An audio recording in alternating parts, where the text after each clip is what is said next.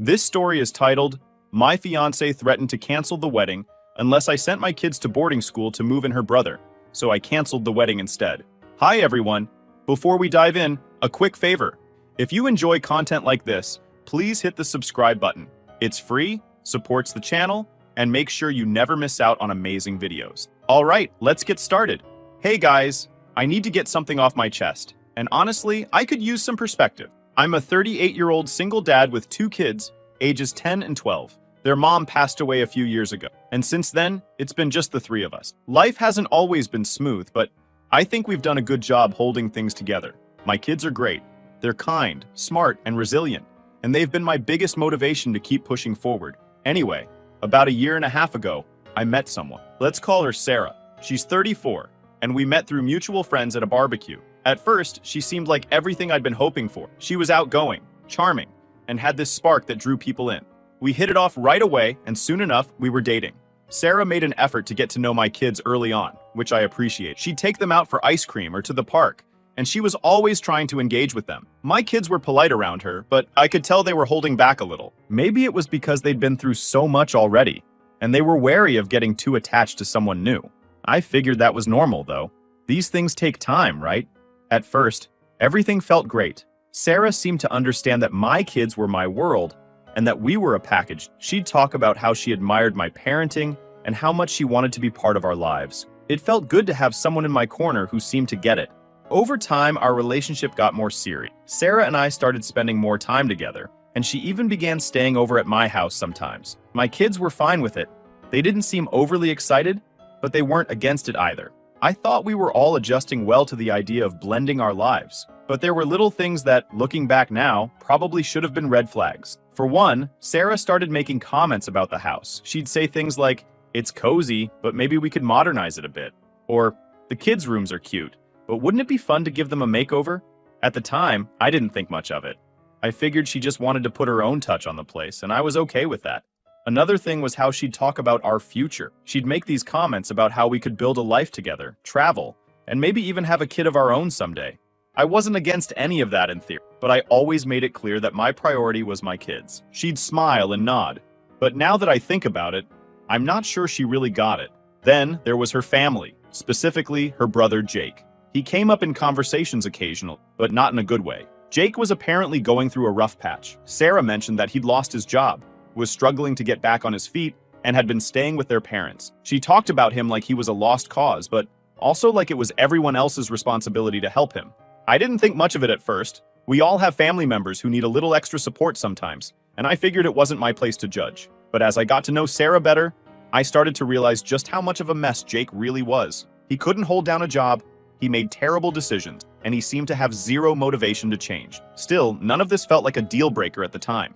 Sarah and I were getting closer, and I was starting to think about our future together. I'd been on my own for so long, and it felt nice to imagine having a partner again. About a year into our relationship, I started thinking seriously about proposing. Sarah had been dropping hints for a while, showing me pictures of rings she liked, talking about wedding venues, that kind of thing. I wasn't blind to it, and honestly, I thought it was a good idea. My kids were doing well in school, we had a stable routine, and I felt like I was ready to take that next step. I knew it wouldn't be easy blending our lives completely, but I believed we could make it work. I planned a simple, meaningful proposal at the park, where we had one of our first dates. No big spectacle, just something genuine. On the day, I was nervous, but excited. As we walked, I told her how much she meant to me, then pulled out the ring and asked her to marry me. She said yes, ecstatic as she slipped on the ring, already dreaming about wedding plans and our future together. In that moment, everything felt perfect. I had no idea how quickly it would all fall apart. The first couple of weeks after the proposal felt like a whirlwind of excitement. Sarah dove headfirst into wedding planning, picking out color schemes, browsing venues, and flipping through Pinterest boards like it was her full-time job. I was just trying to keep up. Between work, taking care of the kids, and managing everything else, I let her take the lead on the wedding details. She seemed thrilled, and I didn't want to dim that. But as time went on, little things started to creep in that didn't sit right with me. At first, it was small comments here and there, like how the house needed a woman's touch, or how she envisioned our future being more polished. I didn't really know what she meant by polished, but I brushed it off. Maybe it was her way of saying she wanted to contribute, or make the space feel like hers too. Then she started making suggestions, subtle ones at first. Wouldn't it be nice to clear out some of the kids' old stuff? You know, give the house a more open vibe? Or maybe we could move some of their things to the garage to keep the rooms tidier? On their own, these comments didn't seem like a big deal, but when you added them up, it felt like she was trying to erase parts of the home we'd built. I didn't say much at the time, though.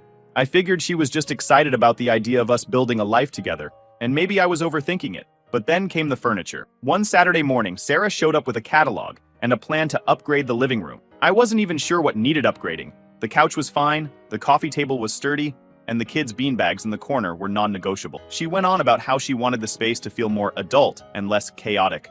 I had to bite my tongue to keep from snapping. This was a family home, not some magazine spread. The first real clash came when she suggested turning the spare room, which doubled as a study and craft space for the kids, into a guest room. She called it a compromise because it would still be available for the kids to use sometimes. That room was more than just a space. It was where the kids did their art projects, where I worked late at night when they were asleep, and honestly, it was one of the few parts of the house that felt like ours. I told her we weren't changing it. She didn't argue outright, but I could see the irritation on her face. She made a passive-aggressive comment about how we'd have to figure out how to make space for everyone eventually, and I let it drop. Around this time, Jake started showing up in more of her conversation. He was apparently staying with her parents, but according to Sarah, it was a temporary thing. She mentioned him needing support and how it was hard for her to see him struggle. I didn't really respond to that because I didn't know what to say. Jake wasn't my responsibility, and I was already juggling enough. Then came the day she asked if Jake could come over for dinner. She said he wanted to get to know me and the kids better since we were all going to be family soon. I agreed, to be honest. I was curious about him. The dinner was awkward. Jake showed up late, reeked of bad decisions, and spent most of the night complaining about how hard life was for him. He barely acknowledged the kids, who had been excited to meet him, and only really spoke to Sarah. I tried to make small talk, but it felt like pulling teeth. After he left, Sarah gushed about how great it was that we'd all gotten together. I didn't know what dinner she'd been at, but it wasn't the one I'd just endured. I told her Jake seemed like he was going through a lot, and she immediately got defensive, saying he just needed a chance to turn things around. I let it drop again, but something about the way she jumped to his defense didn't sit right with me. A couple of weeks later, Sarah started mentioning Jake more frequently. She said her parents were pressuring her to help him out, and how she felt torn between her family and her future with me. I could tell she was fishing for something, but I wasn't about to bite. That's when the requests started getting bolder. She floated the idea of Jake staying with us for a little while after the wedding. I told her I wasn't comfortable with that, but she wouldn't let it go. She said it would just be temporary and that he'd stay out of the way. I asked where he'd stay, and she casually suggested the spare room. I reminded her that it was the kids' space, and she brushed it off like it wasn't a big deal. The conversation didn't go anywhere, but it left a bad taste in my mouth. Around this time, I also noticed a change in how Sarah interacted with the kids. She started asking them questions about school and their routine, which seemed harmless at first, but then she started making these weird comments about how they'd benefit from structure, or how they might enjoy a new environment. One day, my son asked me what a boarding school was. I froze. I asked him where he'd heard about that, and he said Sarah mentioned it. That was a moment where the alarm bells in my head went off full blast. When I brought it up to Sarah, she laughed it off and said she was just talking about how boarding schools have great programs for kids. She said it was an innocent conversation, but I wasn't so sure. I told her I didn't want her planting ideas like that in their heads, and she got defensive, saying she was just trying to help. At this point, the cracks in our relationship were starting to feel impossible to ignore. Sarah's focus seemed less on building a life with us, and more on bending our life to fit her vision. And I was starting to feel like I wasn't just blending a family, I was being steamrolled into making concessions I wasn't comfortable with. After Sarah and I had that tense conversation about her mentioning boarding school to my son, I thought we'd moved past it. I told myself it was just a misunderstanding, maybe her way of trying to connect with the kids in her own awkward way. I wanted to give her the benefit of the doubt because, at the time, I still believed we were working toward the same future. But as the days passed, the pieces started falling into place, and it wasn't pretty. And I had no idea how far she was planning to take things until one evening when she sat me down and laid it all out. It started like any other evening. The kids were upstairs finishing homework, and I was trying to relax on the couch after a long day. Sarah walked in with a determined look on her face, the kind of expression that told me whatever she was about to say, I probably wasn't going to like it. She sat down across from me. "We need to talk," she began. I sighed. "All right, what's on your mind?" She hesitated for a moment, which wasn't like her. Sarah usually didn't hold back when she wanted something. "I've been thinking a lot about how we're going to make this work once we're married," she said carefully. "Okay," I said, already bracing myself. "It's about the house," she continued. "I don't think it's going to work the way it is now. Not with all of us here." I frowned. "What do you mean?" "We're doing fine as it is." She shook her head, giving me a look like I was missing something obvious. No, we're not. This house is too small for all of us to live comfortably. We're going to have to make some changes. I could feel my patience slipping already. Sarah, the kids have their rooms. I've got my office/spare room. It's not perfect, but it works. What kind of changes are you talking about? That's when she dropped the bomb. I think we should consider sending the kids to boarding school. I stared at her, trying to process what she'd just said, remembering my kids bringing that up too. Boarding school? Are you serious? Yes, I'm serious, she said, her tone firm. I've been looking into it, and there are some incredible programs out there. They'd get a top-tier education, meet new friends, and learn independence. It's a great opportunity for them. And what's the real reason you're suggesting this? I asked, narrowing my eyes. Because this feels less about the kids and more about something else. She hesitated again, but only for a moment. Fine, she said, her voice sharpening. If the kids went to boarding school, it would free up space here. Jake could move in and have a proper room. He needs stability. And this is the best way to make that happen. There it was. The real reason. I shook my head, anger bubbling up. You want me to send my kids away so your grown, drunk, unemployed brother can have a room in their house? Are you even hearing yourself right now? She sighed, like I was the one being unreasonable. Jake's in a bad place right now. He needs help, and this would give him a fresh start. It's not just about him. It's about us building a future together. We have to think about what's best for everyone. What's best for everyone? I repeat, my voice rising. Sarah, what's best for my kids is staying in their home, with their friends, their routine, and their dad. Not being shipped off so your brother can move in. Her expression hardened. You're being so short-sighted, she snapped. You're not even willing to consider what boarding school could offer them. It's not like I'm suggesting something bad. They'd get an amazing education, and we'd have the space we need to start fresh. I don't need a fresh start, I said firmly. My kids don't need a fresh start. They need stability, something they've barely had since their mom died. And I'm not about to throw that away because Jake can't get his act together. Her face twisted in frustration. Why are you being so difficult about this? Jake is family. He needs us. Isn't that what families are supposed to do? Help each other? Jake is your family, I corrected her. My family is upstairs, doing homework, in a house that's supposed to be their safe space. You don't get to come in here and decide their lives are less important than your brother's comfort. That seemed to strike a nerve. Her tone shifted from defensive to outright hostile. You're acting like I'm trying to hurt them, she said, her voice sharp. I'm not. I'm trying to create a life where we all have room to breathe. But you're so stuck in your ways that you can't see how good this could be for everyone. This isn't about what's good for everyone, I shot back. This is about you trying to push my kids out of their own home to make room for your brother. That's not happening, Sarah.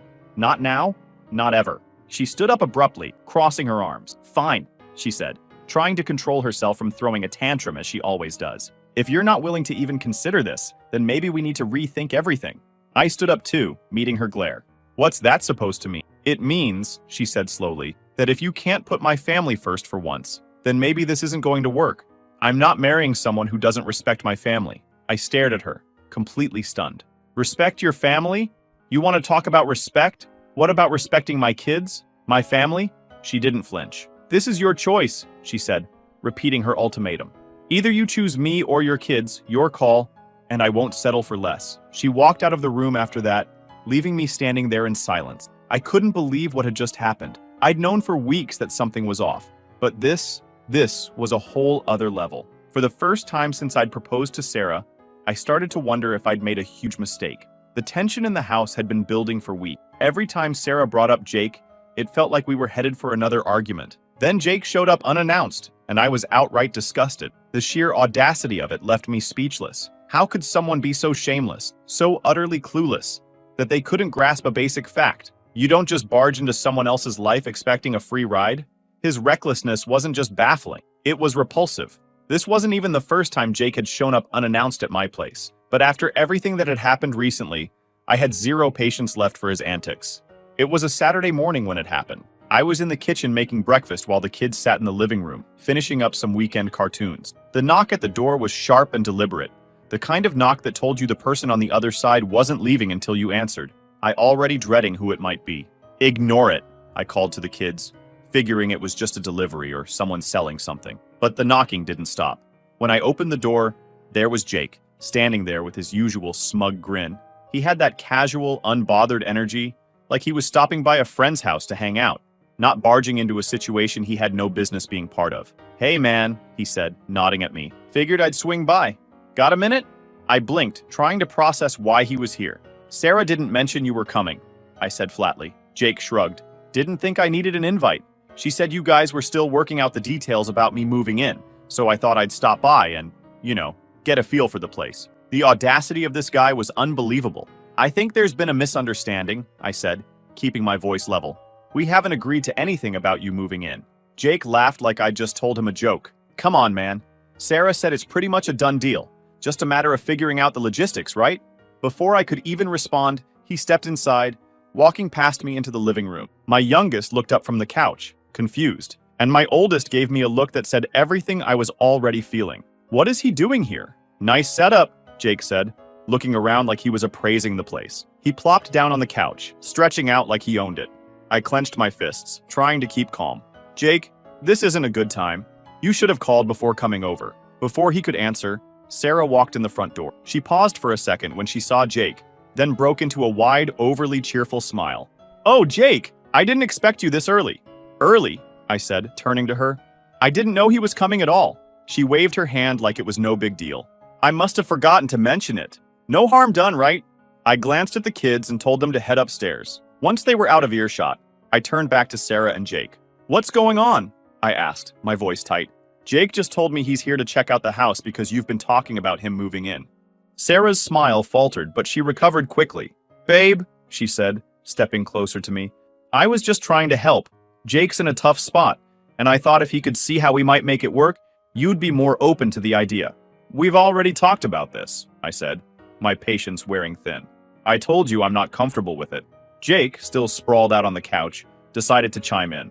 Relax, man. It's not like I'm asking for much. Just a bed and some space to breathe. You won't even notice I'm here. I turned to him, my tone cold.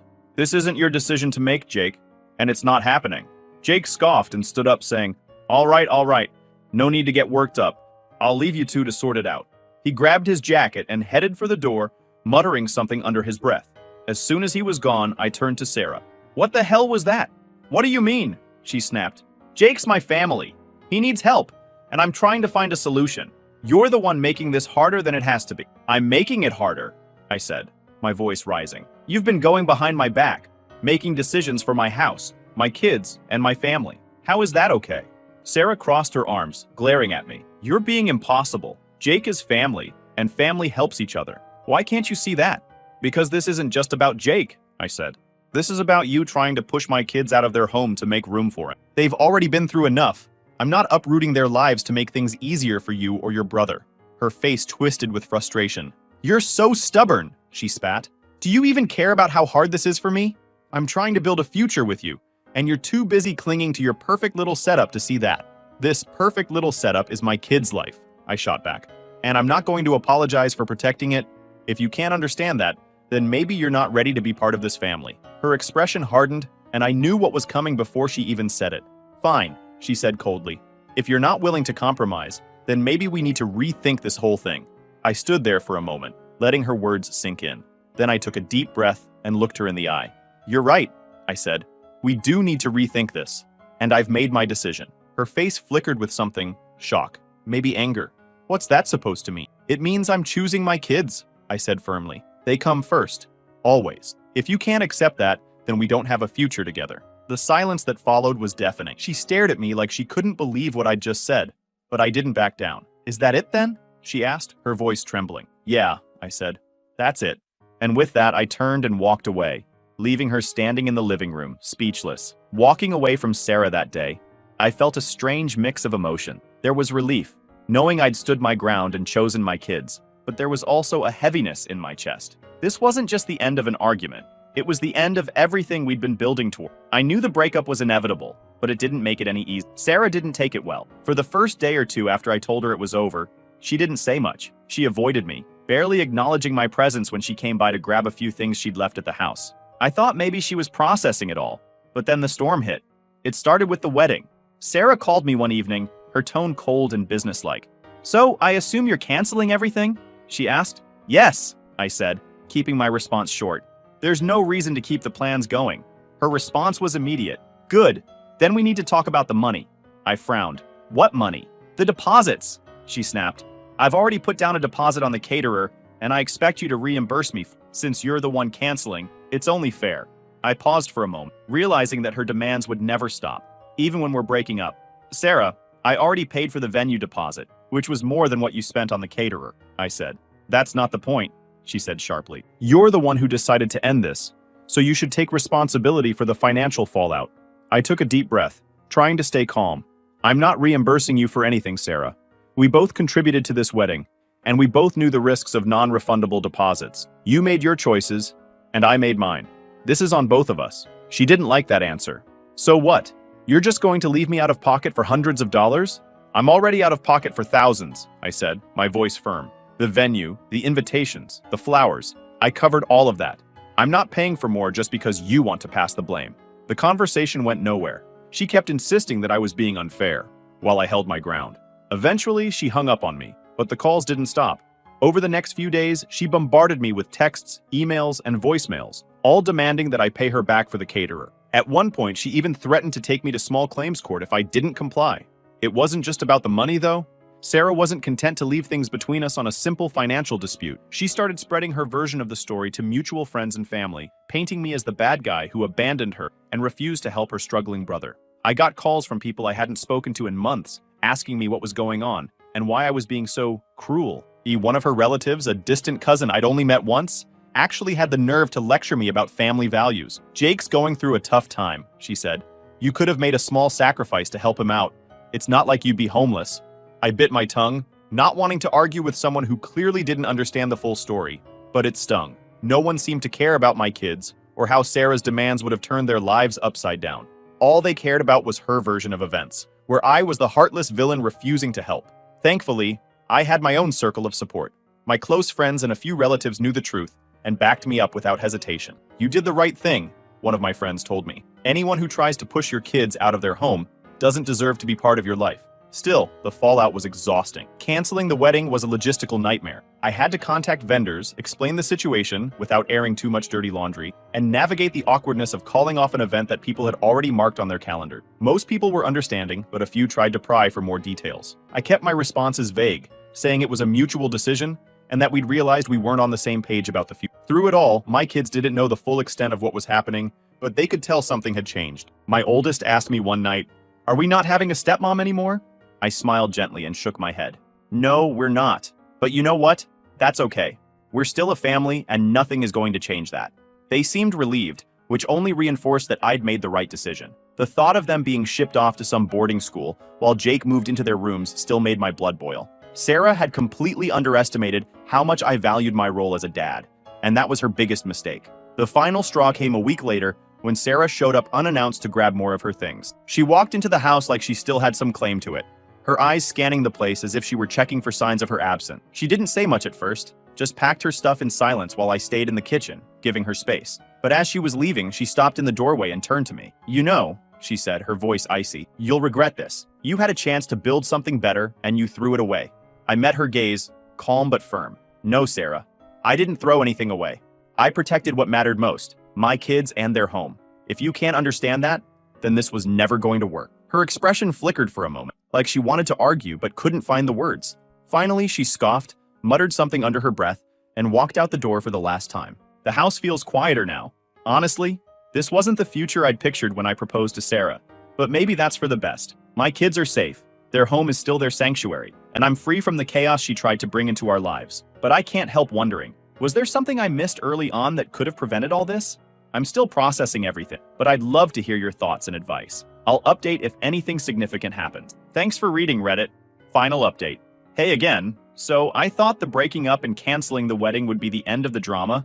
I couldn't have been more wrong. Turns out, walking away from Sarah wasn't just about protecting my kids and keeping our home intact. It also meant dealing with a wave of chaos I didn't see coming. From Sarah spreading lies about me to her brother Jake making veiled threats, things went from tense to downright absurd. You know that she already tried to victimize herself in front of our families. Still, she leveled up. She told mutual friends and some of my family members that I was abusive and controlling, spinning the story in a way that made her the victim.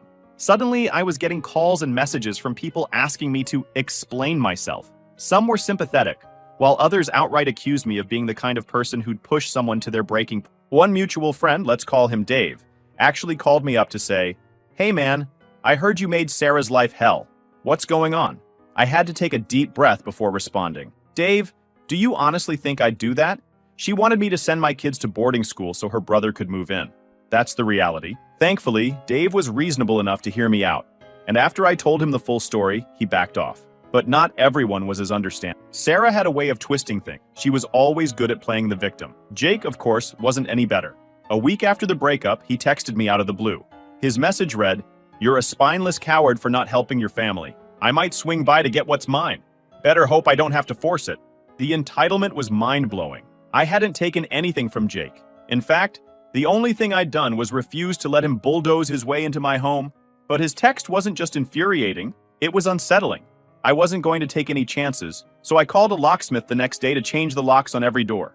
For a few days, I kept expecting Jake to show up again, pounding on the door or causing a scene. But instead, everything went strangely quiet. It wasn't until later that I found out why. A mutual friend told me that Jake had been caught stealing money from Sarah. Apparently, during one of his drunken episodes, he'd managed to access her bank account and drained it dry. We're not talking about pocket change either. He wiped out thousands. When I heard the news, I wasn't even surprised. It was almost inevitable. Jake had been a leech for as long as I'd known him, always expecting someone else to clean up his messes. But this time, he'd gone too far, even by his own standard. What made it worse was that after stealing her money, Jake completely disappeared. He wasn't answering calls or texts, and no one had seen him in days. Sarah was left scrambling, not only to figure out how to pay her bills, but also to deal with the debt he'd saddled her with. Then, as if things couldn't get any more ridiculous, Sarah showed up at my house. She didn't call or text beforehand. She just appeared on my doorstep, looking like she hadn't slept in days. I opened the door, and before I could say anything, she launched into her sob story. "I need your help," she said, her voice trembling. "Jake stole everything. I don't know what to do." I stood there for a moment, processing what she'd just said. I got flashbacks of everything she'd put me and my kids through, and any sympathy I might have had disappeared. "Sarah," I said firm, "this isn't my problem. You made your choice. You wanted Jake to move in here, remember? You put him above everything else, including my kids. Now you're dealing with the consequences." Her expression shifted from pleading to angry in an instant. "How can you be so heartless?" she snapped. "I thought you cared about me." "I did," I replied. "But you showed me who you really are. You put your brother's comfort over my kids' stability, and I'm not going to clean up the mess that came from that decision. This is on you." She tried to argue, but I shut her down. "You need to leave," I said, my voice steady. "I'm done with this." She stood there for a moment, clearly stunned. Then, without another word, she turned and walked away. I watched her go, feeling a strange sense of closure. Over the next few weeks, the fallout continued to ripple through Sarah's life. Jake was still nowhere to be found, and her finances were in shambles. Mutual friends started distancing themselves from her as the truth about Jake's actions came to light. The lies she'd told about me didn't hold up under scrutiny, and people began to see the real story. Looking back, I can't say I regret any of it. Not the breakup, not the canceled wedding, and certainly not choosing my kids over Sarah and her chaotic family. It was a tough lesson, but one I'll never forget. The people you let into your life should add to it, not take from it. And if that means shutting the door on someone who doesn't respect your boundaries, so be it. My kids come first, and that's never going to change. Thank you guys for reading.